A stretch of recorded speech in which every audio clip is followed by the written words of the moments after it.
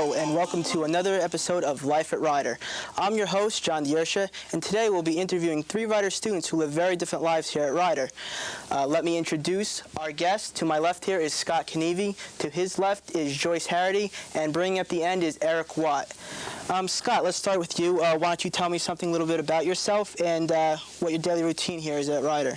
Well, John, I've been a commuter now for 2 semesters, and every day I commute from Eatontown, New Jersey, which is on the Jersey Shore, to Lawrenceville. It's about an hour away each way, and every day I'm in the car for 2 hours. So the commute is time-consuming and adds more stress to an overworked student. Yeah, I can imagine. You live pretty far away. You must get up pretty early in the morning to get to your classes on time. Yeah, I do have to wake up exactly 2 hours before my first class. So usually I'm up at 7:45. I get on the road by 8:15. Usually I'm there at 9:15, and then I'm home probably around 6 p.m., depending on whether or not I have a night class. If I have a night class, I'll get home around 10. Yeah. So it sounds like you spend a lot of time on the road, especially during rush hour. Does that ever get on your nerves? Yeah, well, when commuting to school, one has to be aware of their surroundings, so your fellow drivers are definitely not your friends, and they have a tendency to aggravate you at certain times. So, for example, a slow driver will be driving in the slow lane while you're speeding to get to school, so it kind of causes somewhat of a hindrance. Then there's the reckless driver who has no regard for anyone's life, including their own. Also, let's not forget the obscene driver, and I guess everybody can be put into that category. Yeah. It really aggravates me, though, when someone gives you the middle finger or some other obscene gesture. Yeah, I know what you mean, and we've all experienced that on the road.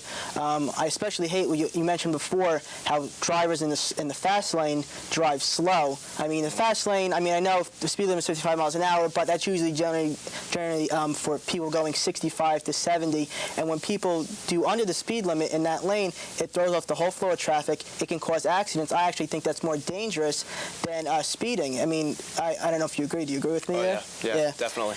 Well, living at home, you must save a lot of money then as if you to live here on campus. Well, John, although dealing with commuters can be considered a hardship, it doesn't really cost you anything financially. However, gasoline and repairs have somewhat crippled my bank account. Commuting, would you say you're an hour away? Yeah, about approximately. Yeah. I mean, you must have to keep your car in pretty good condition to make that trek twice a day. Yeah, you do, because if you don't keep it in condition, it's going to break down on you. You're going to be late, and the professors, they've all heard that age-old excuse about your car breaking down. So you have to keep your car in good condition in order to get there on time. So when you finally do get to school, what do you do in between classes? Most students that live on campus go back to their dorms. What do you do to occupy your time? Well, usually I'm sitting on a hardwood bench and down in the commuter lounge, and it could be from anywhere to 2 to 4 hours, depending on whatever time your class starts again, because my classes are spaced out all through the day. So it's ridiculous.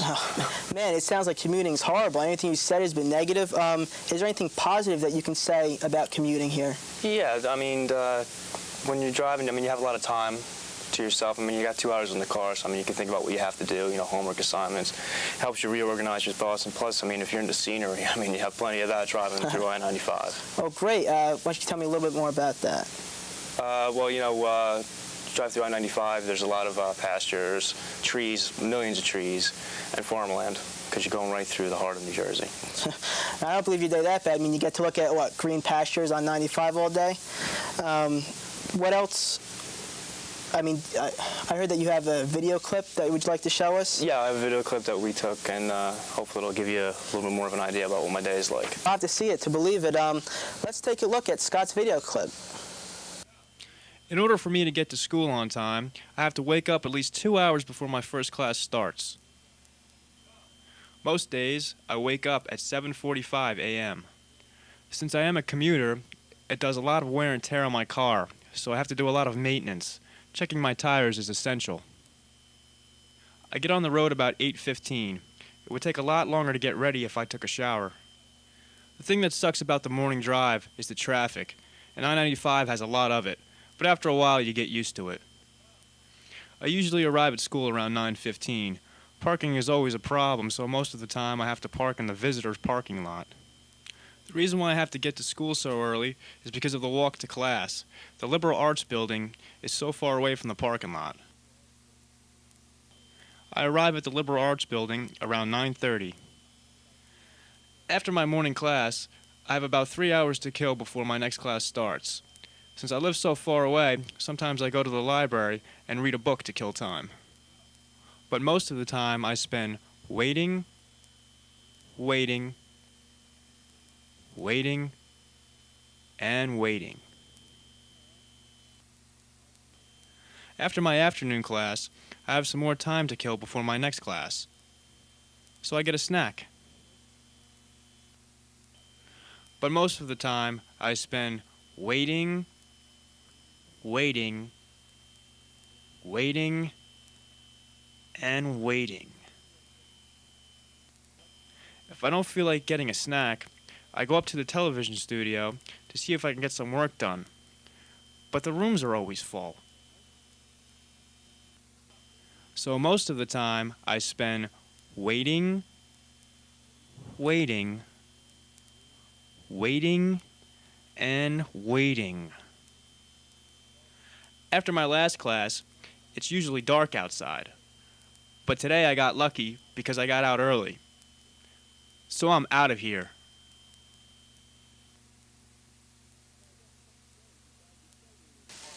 Well, I guess Scott's day is as bad as he says it is. Our next guest here is Joyce Harity. How are you doing today, Joyce? I'm fine. How are you? I'm okay. I hope your day doesn't go as bad as Scott's does. Why don't you tell me a little bit about what you do every day here at Ryder? Well, John, my day isn't as bad as Scott's, but although I live on campus, I do have to get up 7:30 every morning in order to start my day on time. First of all, I wake up at 7:30, quickly jump into the shower, and then by the time I get out of the shower, it's 8 o'clock, which means I have to go into the closet and look for something to wear and iron it and then get dressed. I hope you're not one of those girls that spends all the whole morning trying on 10 different outfits and not knowing what they have to wear. No, I don't have time for that. But I usually just throw on a pair of jeans and a T-shirt or a sweatshirt, and I just usually watch the news to see, what's going on. Oh, you watch the news. I'm glad you're keeping up on current events. No, I don't watch the news for the current events. I usually watch the news for the weather to help me pick out something to put on for the day. After the weather, I usually iron my clothes, get dressed, and do my hair. And by this time, it is like 9:15. And then I have to go to work leave my room to go to work at 9:20. Well, if I do my math correctly, that means it takes you 45 minutes to get your hair done. I mean, why don't you if you're wearing jeans and a T-shirt, why don't you just throw on a baseball hat? Well, I have to look good. I don't want to just go out looking the kind of way. So, I just have to get my hair done, make it look professional, if I must say. And at 9:20, I'm heading out to work. I have to be to work by 9:30, so usually I get to work on time, which is at the bursar's office at the student center. Oh, you work at the bursar's office. So what do you do there? Well, at the bursar's office, I usually help students take down messages, answer the telephone, stuff envelopes, and send out bills. It's pretty good. I usually have my boring times and my fun times. One of my boring times is when you don't have that much to do and it's not really going too fast. And my fun times is when someone comes into the bursar's office and say they've been billed for traffic fines and they don't have a car. So that's one of my good points there. Sounds interesting. How's the pay there? Are you doing it just to, like you said, keep your time occupied? No, well, the pay is pretty good, but I'm working to help me pay for school or whatever. Well, that's good to hear. I'm glad to hear Ryder students trying to get involved in the Ryder community. Thank you very much. By 11 o'clock, I must go on with my day. 11 o'clock is when I usually get off of work at the bursar's office, and I have to hurry over to lunch because I have an 11:30 class, and I usually eat lunch at Daly's Dining Hall. I leave Daly's around, I say, 11:20 and rush over back to Fine Arts to my philosophy class. Philosophy, that sounds like an interesting class. What are you learning in that class? Well, in philosophy, we learn about different philosophers such as Plato, Aristotle, and Socrates and Descartes. And what we do is try to apply common sense answers to philosophical questions. That sounds very interesting. What do you do after that? After class, which ends at 12:30, I have to go back to my room and change my books for my 110 class, which is broadcast programming. Oh, broadcast programming. What's that class all about? Well, this class covers the world of broadcast and cable programming. Some of the things we cover are new regulations and new channels and new technology. This class only gives you good grounding in the program decision-making process on one hand, but on the other hand, it also updates you on what's happening in the industry today, and it helps you anticipate the future. That sounds like a pretty boring class. Yep, but anyways, this class doesn't end until 2:40, and since it ends at 2:40, I have another class which starts at 2:50, so I have a 10-minute break in between then. And my 2:50 class is advanced television. And in this class, we do a lot of taping of programs that we have to put together in class, and a lot of production work outside of class. But that don't take up much of my time. But going on with my day, after class, with my class ends at 5:50, I have to go rush over to dinner, which starts at 4:30, but I get there at 6 o'clock. And I usually stay in there until 6:45, and after that I have to go back to my room.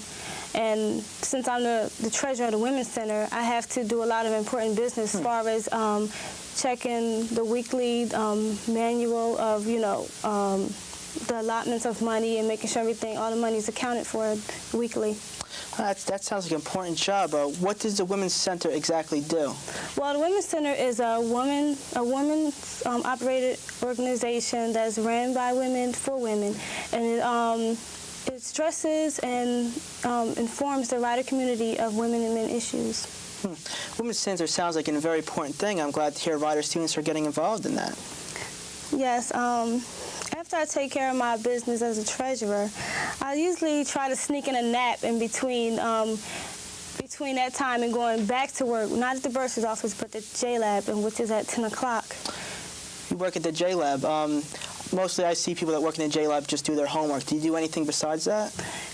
Yes, I also help the students that come in that really doesn't know too much about the Macintosh computers. That's what we have in there. And we usually work on the computer programs, that's Adobe, and the internet. Some people surprisingly doesn't know too much about the internet and email, so I have to, assist them with those things. That's interesting. You mentioned the Adobe. Isn't that like an Indian thing with clay on it? I'm not too familiar with that. Can you explain Well, a little Adobe bit more? is like Photoshop, where you scan pictures and you make different portfolios of different things. You can do your web page with Adobe. It's not.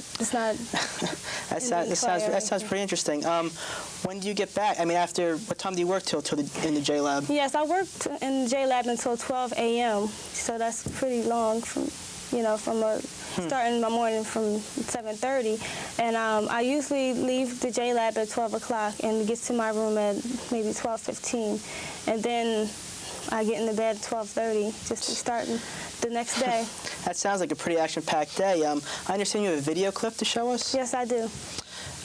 Let's take a look at Joyce's video clip. It was a very interesting piece. My next guest here is Eric Watt. How you doing today, Eric? Great, yourself? I'm doing pretty good.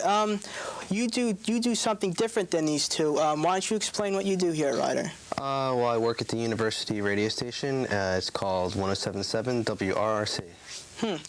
So what do you do at the radio station? Do you have a title? Yeah, I'm production director at the radio station. Basically, what I do is I produce spots for like PSAs, public service announcements, and club events and stuff like that. What's a PSA? Public service announcement, like stuff like, for example, I did a spot for a blood drive. I also did a spot for like an animal shelter and like club events on campus, like any kind of dances or any kind of meetings for students. I do spots on that and put that on the air, make sure people can hear it and get involved in it. That sounds pretty good. Do you enjoy working at the station? Yeah, I really enjoy working at the station. It's just like it's a great feeling you get when you finally put a lot of effort into making a commercial or like production for a spot, and you put all that time in, and then once you finally hear it all done, it's like it makes all the time you put into it all well worth it. Especially when you hear it on the air, it's like no other feeling can compare. It sounds like you really like your job. Is there any stressful part of your job? The most stressful part of my job is when I do like 3 to 4 spots, like between like an hour and a half period. It's like just trying to manage my time to make sure everything that I put out is going to be consistent, because I don't want to put my name to anything that's like not going to be really sounding that great, or because it's like I'm not the only person who's going to hear that. There's going to be a lot of other people about going to be able to hear my mistake or something that I didn't fix. So basically just managing my time in putting all the getting a lot of spots out there. It's like kind of hard to make everything sound consistent. It sounds like you take your job pretty seriously. If that's the worst part of your day, it can't be all that bad, though. No, the worst part of my day is when I have to spend like a lot of extra time on a spot that's like the copy that I get is like, say it's like really boring, and I have to spend extra time trying to figure out how I can spice up that spot, make sure to get people interested in hearing it and maybe want to get involved with it. Because if you put out a spot that kind of sounds boring, or people are going to be switching channels, not really going to listen to it, it's just going to be turned into background noise.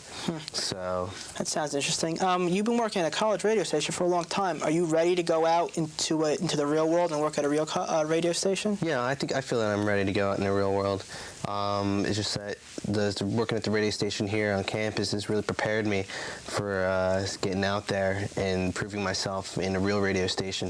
It's because the radio station I'm working at now on campus is just a real professional atmosphere. People are really nice and supportive, and it just helped me out a lot. I'm really interested in what it's like working at a radio station. Do you have a video clip to show us? Yes, I do, and if you'd like to roll it. Okay, let's take a look at what it's like being a production director here at the radio station. That was pretty cool. We don't have any more guests today, but we do have another video clip to show you what's going on here at Rider. Let's take a look at it. Rider University is home to a variety of students. Within the university, students are provided with certain institutions and facilities that help the students adjust to the campus as well as preparing them for the future. Students who are inclined in the arts can find themselves in the Fine Arts Center. Students who are interested in science can pursue their interests in either the Science Building or Memorial Hall. Those students interested in business can indulge themselves in Anne Swigert Hall. The Student Center, located in the middle of campus, can direct students in certain situations, and the Moore Library can be used as a helpful information source. There are also basketball courts and volleyball nets available for those students who get bored with the academic life. Those students interested in Greek life are involved in Riders fraternities. ZTA and Phi Tau can provide them with great experiences. For athletes, there is a Rider gym and the Office of Admissions designed for financial reasons. For students who live on campus, there are dormitories that provide safe sanitary housing. For those students interested in television production, they can visit the Rider Television Studio and do such things as nonlinear editing. Rider provides its students with the best facilities and institutions that are aimed at teaching adaptability on campus and in life.